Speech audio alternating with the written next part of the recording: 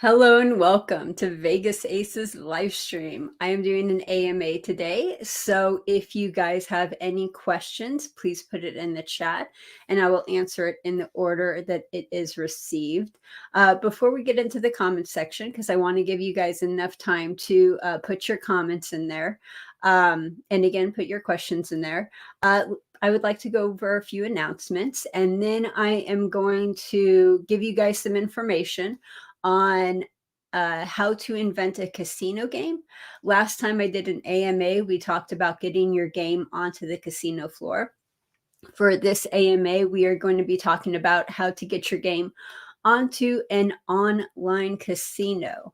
So I hope you guys enjoy that. And again, if you have any questions, please put them in the chat. Okay, let's get started. So first up, announcements. Lady Luck decided to deal us a bad hand. That's part of life. But we've had to pivot. So because of that pivot, we will no longer be uploading videos. What was it? 1, 2, 3, 4 times a week.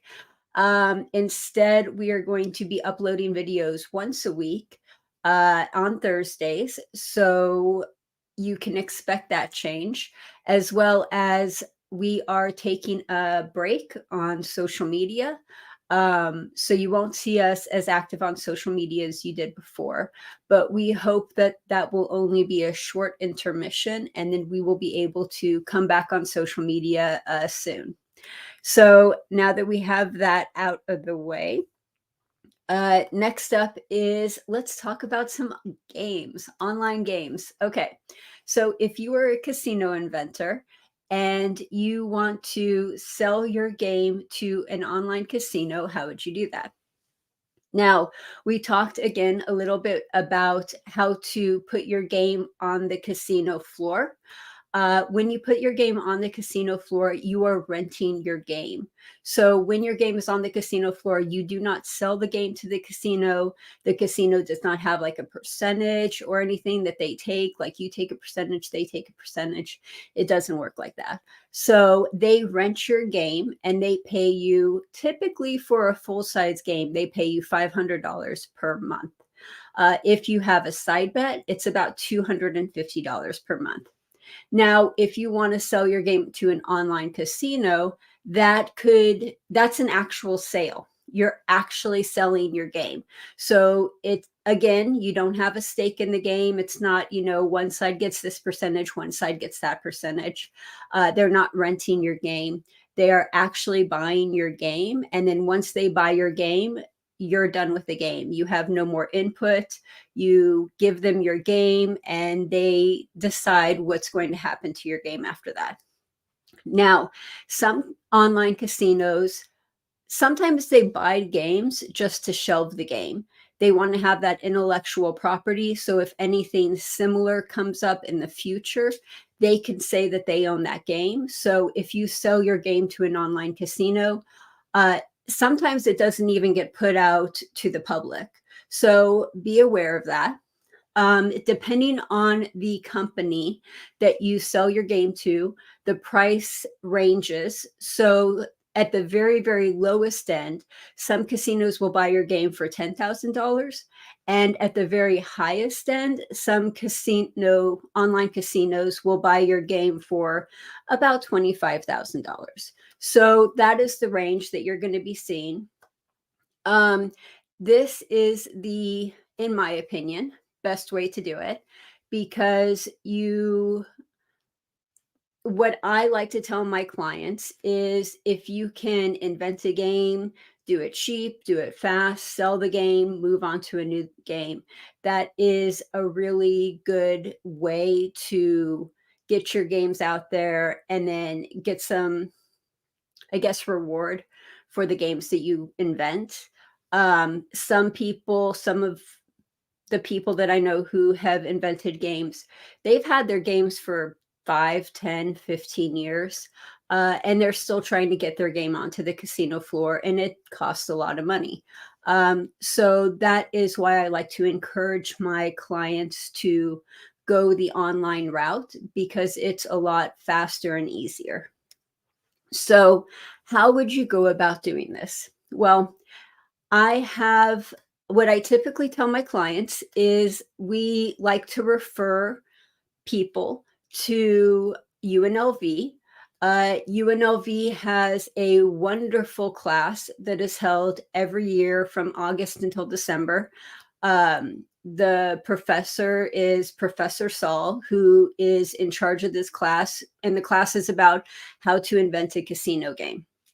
So anyone can take this class. You do not have to be in Las Vegas to take this class. You could be anywhere in the world because they do have Zoom options. And you don't have to be a registered student at UNLV to take this class. During the class, they have partnerships with online casinos. And at the end of the class, if that online casino likes your game, there is a chance that they may buy the game. It's not definite, but there is a chance. So I think it is a really great way to get the foot in the door, get your foot in the door. And if anyone is interested in going this route, please email me at heather@vegas-aces.com, and I will introduce you to the professor who will give you more information about the class. If you guys have any questions about this process, please put it in the chat, and I will answer your questions in the order that is received. And if you have any questions on how to play casino games, how to deal casino games, or how to invent casino games, please put those in the chat as well. So one other thing I want to talk about is, and I've had this come up with a few clients, so this is why I want to address this. When casinos, both land-based casinos, online casinos, that type of thing, when they buy your game, when they're looking for your game, when they want to place your game on their casino floor, they're looking for carnival games. Carnival games are blackjack size games that they can place in their carnival pit. For example, 3-card poker, 4-card poker, ultimate Texas Hold'em, high card flush, Caribbean stud, 357. Those are all examples of carnival games. Um, we've had a few people who try to invent, for example, a poker game and then place the poker game in the pit. You're going to have a really, really hard time if you do this because casinos typically don't put new games in their poker pit. If you do a craps variant or a roulette variant, you can still get your game on the casino floor. Variants are totally fine. Casinos are happy to try out new variants of already existing games.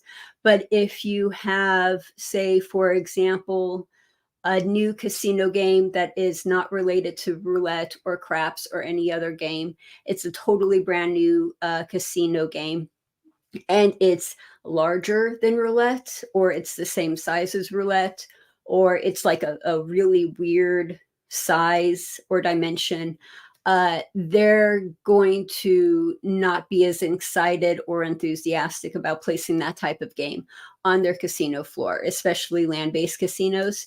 Land-based casinos only have so much square footage in their casino, and if they put a game in, they have to take a game out. So, and we talked a little bit about this on the last video. So if they take a game out, like for example, if they want to put your game in, they would have to take out blackjack.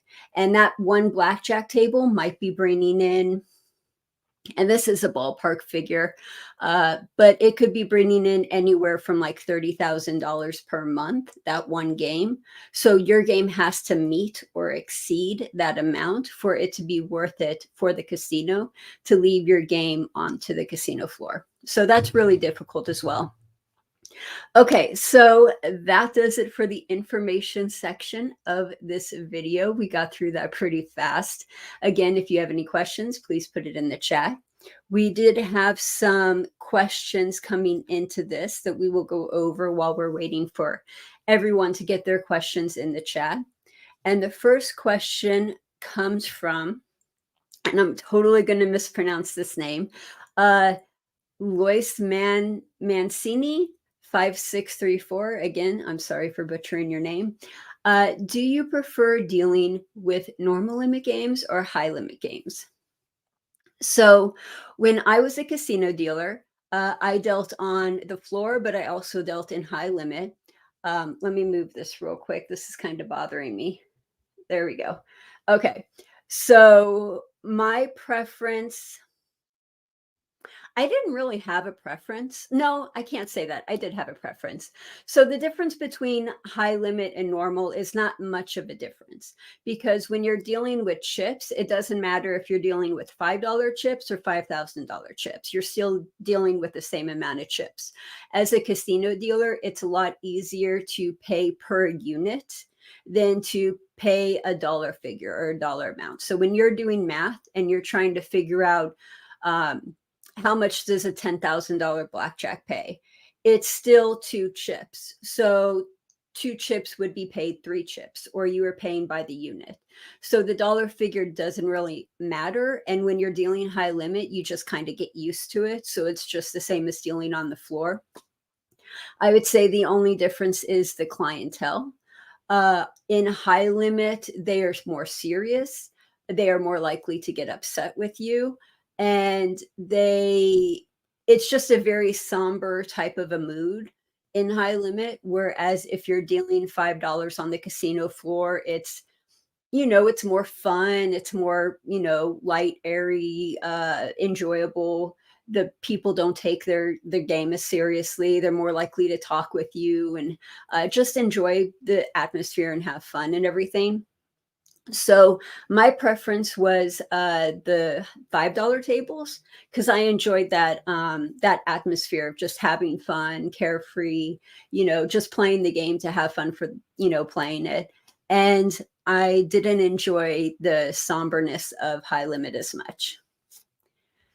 Okay, so our next question comes from Thomas, who says, "What is your favorite wine?" I'm not much of a drinker. I don't drink. If I do drink, I do have wine. So this is a great question. I do not like white wine. I don't like sparkling wine. I don't like champagne. So when I drink wine, it is typically red wine. For example, Pinot Noir. I like that. And I can't pronounce the other one. I think it's Saverne Cabernet, or I know how it's spelled. I'm not much of a wine drinker. I drink very, very little wine. And if I do, it's typically in like winter when it's cold. And then like maybe I like to have a glass of wine with I'll have like a glass of wine with an apple, some Munster cheese. And then if I'm like, a big spender, maybe some beef jerky and everything with it. And that's my favorite type of like combination for a snack. So that's about the only time you'll see me drinking drinking wine.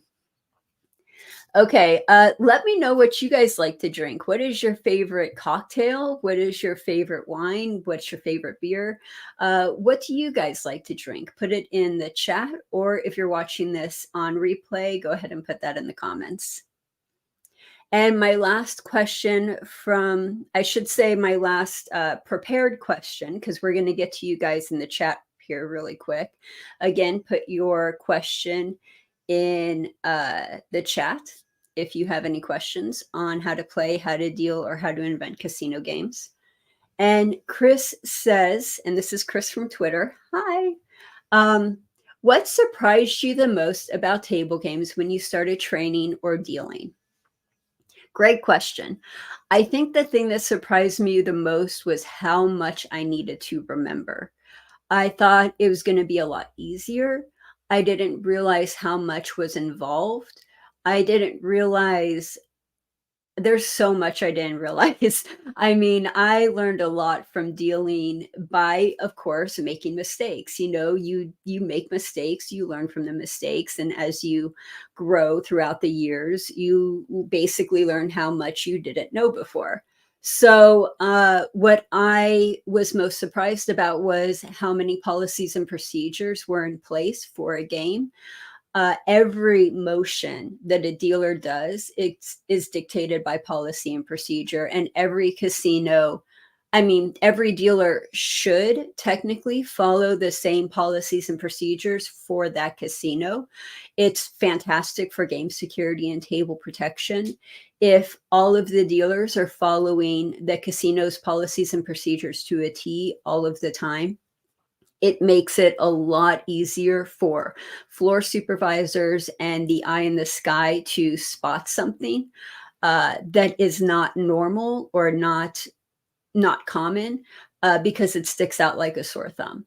And this is a really great way to catch someone who may be cheating or taking advantage of a dealer or cheating or skimming the casino or something like that. So for the dealers to follow all their policies, their casino's policies and procedures at all time is so important. And I think that was the thing I was most surprised about. When I first started dealing, there was a lot of casino dealers who they brought their bad habits from other casinos. They brought their policies and procedures from other casinos, and that doesn't make a good dealing environment. That makes it a lot harder for floor and the eye to catch things. And that was something that I had to learn because I thought it was normal because that's what I was seeing. And then I had to learn later on, no, that's actually not a good way to do that. So that's pretty much the thing that surprised me the most. So if you are a dealer, if you are learning how to deal, read over the big old packets that the casinos give you when you start dealing and try to follow those policies and procedures at all times. That will make you a so much better dealer when you're learning how to deal these casino games. Okay. So let's see here. So that's pretty much all of the prepared questions that I have. Again, if you guys have any questions, please put them in the chat. Um, if there isn't too many questions, we're going to be ending this live stream pretty soon. Also, too, I want to make an announcement. If you guys want more of this, I am going to be doing an AMA with Michael Shackelford, the Wizard of Odds, on his channel, The Odds Must Be Crazy. Yeah, The Odds Must Be Crazy on YouTube. And we are going to be doing that today at 3 p.m. Pacific Standard Time. So I hope to see you guys there. Okay, let's see what we have here in the chat. Hello to everyone who's here and watching. Dane, sorry I can't stay. Oh, yes. We've had a few people say that they can't make these for work. If there is a better day or time that you would like to see these AMAs, let me know in the comments and we will consider changing it. Right now, Thursdays at 1 seems to be the best time, but we are always up for, making changes to make this better for you guys. Hello, Thomas. Good to see you. I answered your question. Okay. So next question is, Jim says, would a casino tell a dealer to slow down, talk, or do other things to distract or cool off a hot player? Great question.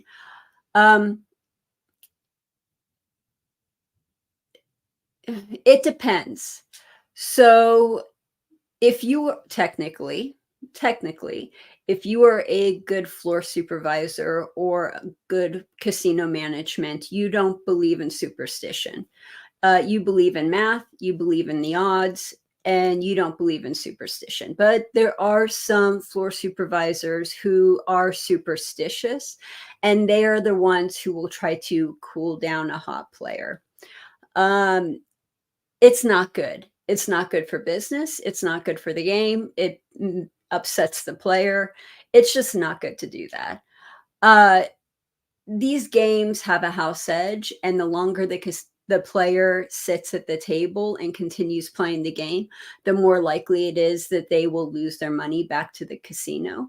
But trying to cool down a hot player, it's not good policy. But yes, there are floor supervisors who try to do that, and as a casino dealer, you do have to listen to your floor supervisor.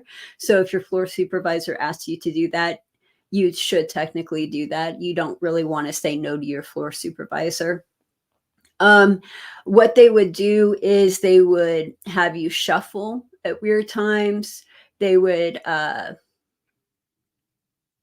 they would just ask you to do some weird things depending on their superstitions. Sometimes they would change the dealer out and put a new dealer in there.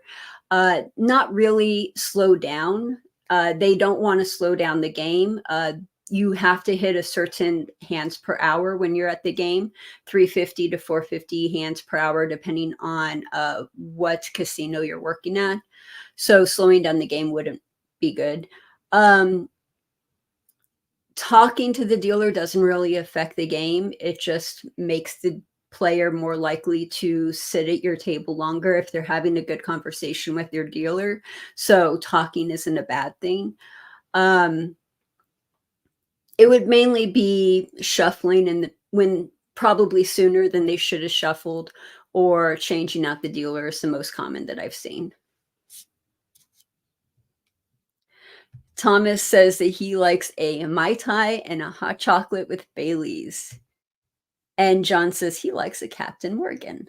Awesome. Okay, so Miss JLT says, what is the best advice for a blackjack audition? Fantastic question.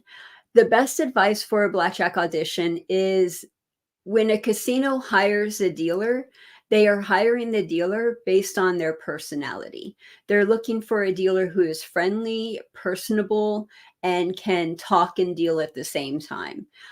Those qualities in a dealer is what keeps your players at the table. Anyone can be taught how to deal blackjack. Anyone can be taught how to deal any casino game, but you can't teach someone to have a good personality. So when they hire dealers, they're hiring dealers based on their personality and not so much for their dealing skills.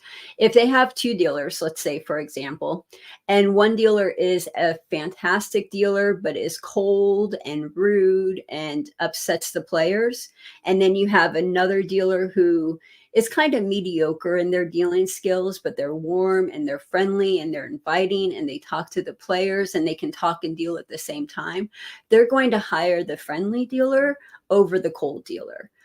Because keeping players in their seats is more important to the casino.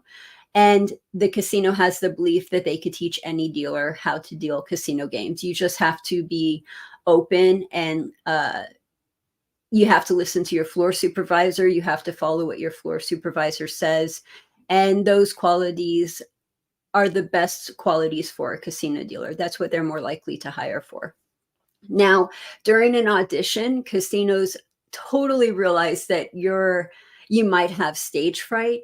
So if you make a mistake or two, it's not a big deal at all. They recognize that, some dealers have stage fright when doing an audition, but they're really looking more for that personality. So I hope that answers your question.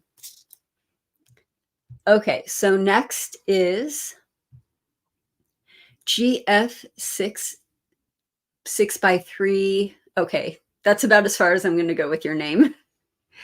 In your time dealing in Vegas, did you ever encounter dealers from countries other than the US? All the time. We had dealers from everywhere. We had dealers from Ethiopia. We had dealers from Asia. We had dealers from India. We had dealers from all over the place. So that it was very common to see casino dealers from other parts of the world, for sure. Yes. So to answer your question, yes, we totally did, and it was normal. And most of the dealers that I worked with were from somewhere else. And this was in Las Vegas, by the way.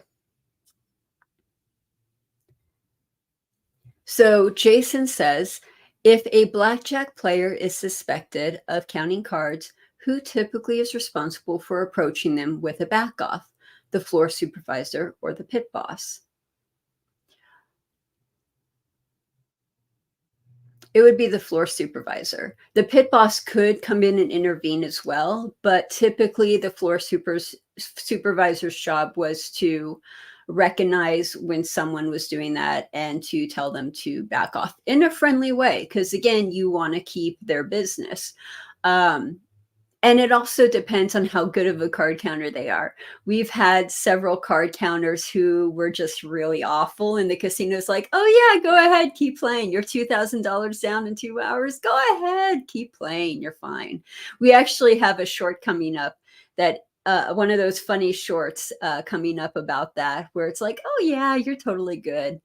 But it really just depends on how good the card counter was, and also too if they were blacklisted from the casino or on the Griffin report.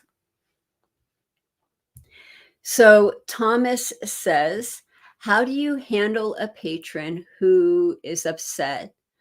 Let's see. How do you handle a patron who is upset you are not dealing fast enough when you know you are dealing faster than average? It is normal as a dealer to have players who are upset with you, and they could be upset with you for all different reasons, for not dealing fast enough, for dealing too fast, for giving them losing hands, for talking, for not talking, really any reason at all. Typically, when this happens, what is happening is most of the time, I can't say always because, of course, every situation is different. They're upset at the situation. They're not upset with you. So try not to take it personally. They could be upset that they're losing. They could have things going on in their life that make them upset. They could be just venting. And it sounds like they're upset with you when in fact they're just upset about something else. So, first and foremost, try not to take it personally. Um, as long as they're not telling you to slow down to the point where you're not reaching your 350 to 450 hands per hour, just try to be accommodating. Yes, sir. No problem. I'll do that. So if they're asking you to speed up, maybe just go a tad faster. Uh, it's really about customer service. You want your customer to be happy.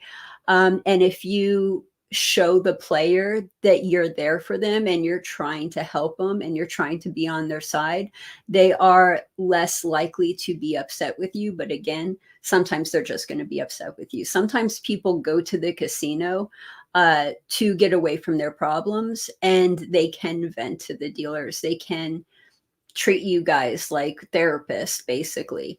So it's good not to take that personally. It's good just to try to be there for the player and do what you can in a reasonable way so it doesn't affect your dealing.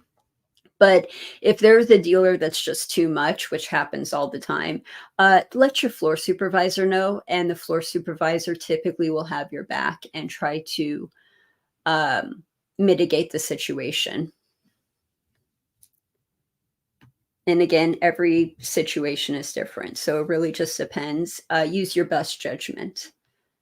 Because believe me, I've had some people where they're just nothing you do. They're just not happy with anything. Keith, the crafts guy, says 86 to 95 in Vegas. Love my time there. Now I've dealt in New Orleans for 30 years. Oh, you're OG. You're one of the old school dealers. That and Jason is replying to that. That's awesome, Keith. How many different games have you dealt in your career? Ooh, that's a good question. Okay, now I'm starting to get into the conversations you guys are having in here. Craps, roulette, baccarat, blackjack, and numerous poker games. Yeah, the longer you're a dealer, the more games you want to learn. The more games you know, the more valuable you are as a dealer. If you could deal all the games and craps, you are more likely to get hired in the high-end casinos that pay, or I should say that make about $100,000 in tips per year. So the more games you know, the better of a job you can get, the more valuable you are as a dealer, and casinos are more likely to hire you. Da, da, da, da, da. Let's move this. Next question is from His stories are never ending, no doubt. You should write a book.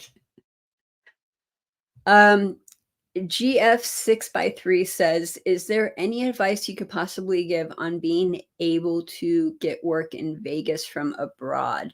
Great question. It's hard. Um, it was a lot easier back in the day, but our immigration policies are not very good. Uh, they should be better. Our politicians really should work on them. The politicians that we have in office right now have actually done more to hinder people from coming here and working from abroad. And it's just really, really difficult nowadays. So it until our politicians change the laws to make it easier for people to come to America to work, it's not easy. And then on top of that, if you do, let's say if you do get like a I think it's a H8 visa. Don't quote me on that because I'm going off of memory and I could totally be wrong on that.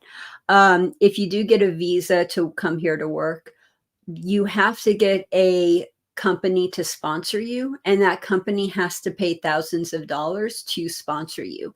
So most companies are not really enthusiastic about paying that much money to sponsor people to come here and work. Again, it was a lot easier when I was a dealer for people to come here and work, and that was in 2000. But it's not so much nowadays. So it's really been difficult. What I tell people is if you're looking to work abroad for casino dealers, a couple options that you have is working on cruise ships, because typically you could work on a cruise ship no problem. They'll hire people from around the world. You just have to get to port and before they leave, kind of a thing. Uh, Another thing is to check out Evolution Gaming or Izugi, which are two online casinos, live casinos, I should say.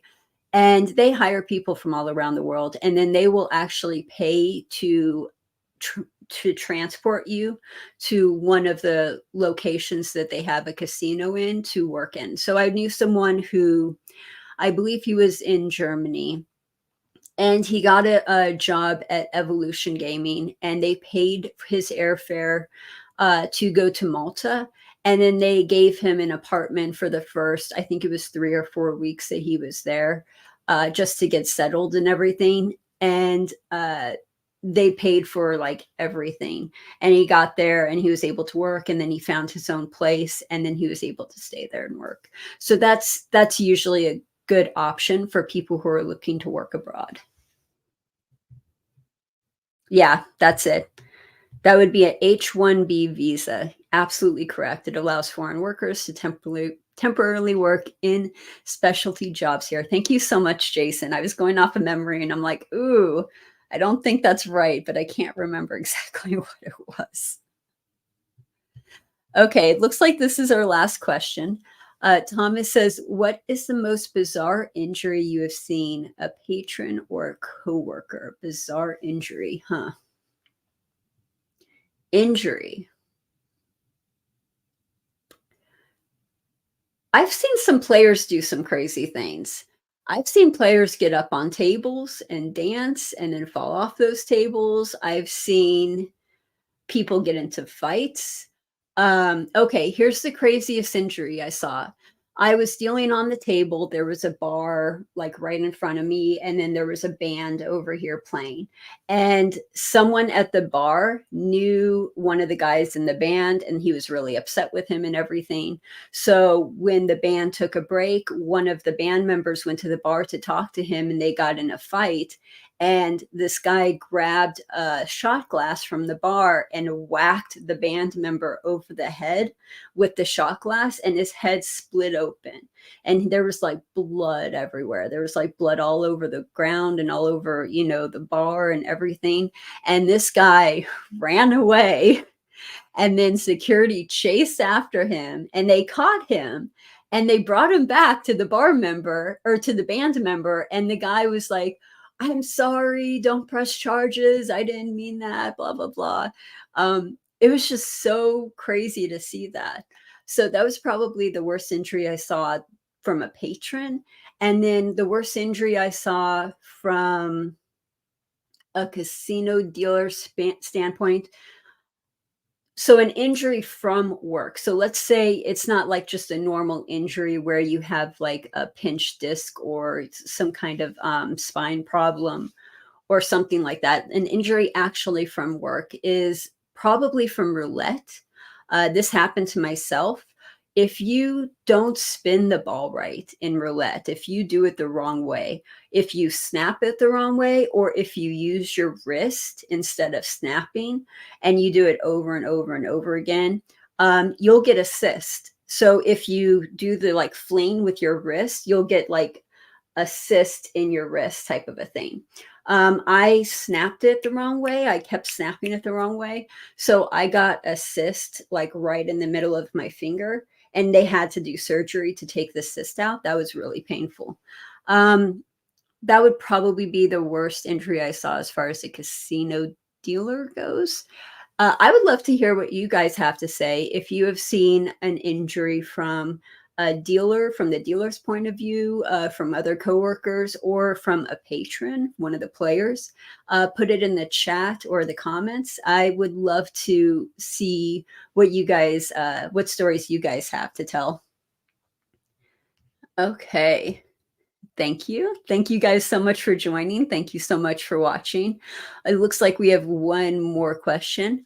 Are party pits still a thing nowadays or not as popular anymore? They were a thing. It was a trend.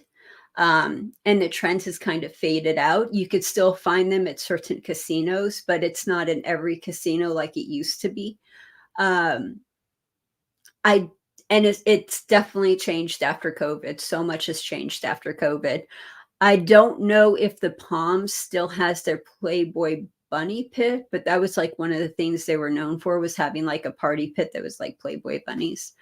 Um, the Hard Rock, which is now a different casino because they were bought out and it changed, they used to have a party pit where they would have people swinging from fabric and from, it was like acrobats and everything, and swinging up from the ceiling.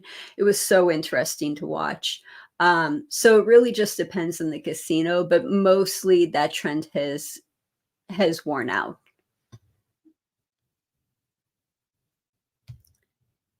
Worst injury was a nunchuck fight. Oh, dang.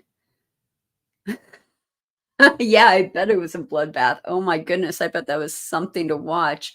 6 guys went to town on each other at the Caribbean stud table. 3 guys jumped 3 guys playing, and it was a bloodbath in 1999. Ouch. And then Keith also said that I had a friend get hit in the eye. Yes, get hit in the eye with dice, and he suffered for a long time. That's the other thing. When you're not dice, but when you're on the roulette table and you're flinging that ball, sometimes the ball like flies out of the wheel and hits people in the eye and everything. Not good. Planet Hollywood still has a party pit. That's good to know. Jason says, how long does it typically take to learn the proper way to snap a roulette ball? I know that during that day of training, it's usually balls going all over the room. Yes. It takes a while. It takes some time. You really have to get used to it because you are like snapping the ball. You don't want to move your wrist. You don't want to put too much into the snap. You want to be able to, you were literally like snapping the ball. It takes a while to get used to. Typically, what I tell dealers is if you're learning how to snap the ball, um, on your break, instead of going to break, go to a dead roulette table and ask them if you could practice snapping the ball. You will typically have the dealer shadow you and like walk you through the process, and sometimes the floor supervisor will come over and give you his 2 cents and everything. but that's typically the best way to do it. You want to get as much practice time as possible in, because it does take a while. So going to a dead roulette table on your break is just a wonderful way to get that practice in. It's all about muscle memory. This whole job for dealing casino games is all about muscle memory. You want to do it right 100 times, so that way your body learns the correct way of doing it. Try not to do things wrong 100 times, because then you build that muscle memory for doing it wrong. Um, Muscle memory is such a big thing in this industry. So when you are doing something, make sure you are doing it right, so your body is learning the correct way of doing it. So when you're not thinking, you're still doing it the correct way. Okay, this has been fun. I really enjoyed talking with you guys. I've really enjoyed answering your questions and everything. We will have another AMA in a few weeks, so I hope to see you guys there. Watch our social media. We typically put on social media when we are going to be doing AMAs, or if we have videos coming out, or that type of a thing. And I hope you guys join us on the Wizard of Odds live stream. We are doing at 3 p.m. on the channel The Odds Must Be Crazy. And it has been so fun talking with you guys and doing this. And I hope to see you guys again next time. Thanks, everyone. Bye.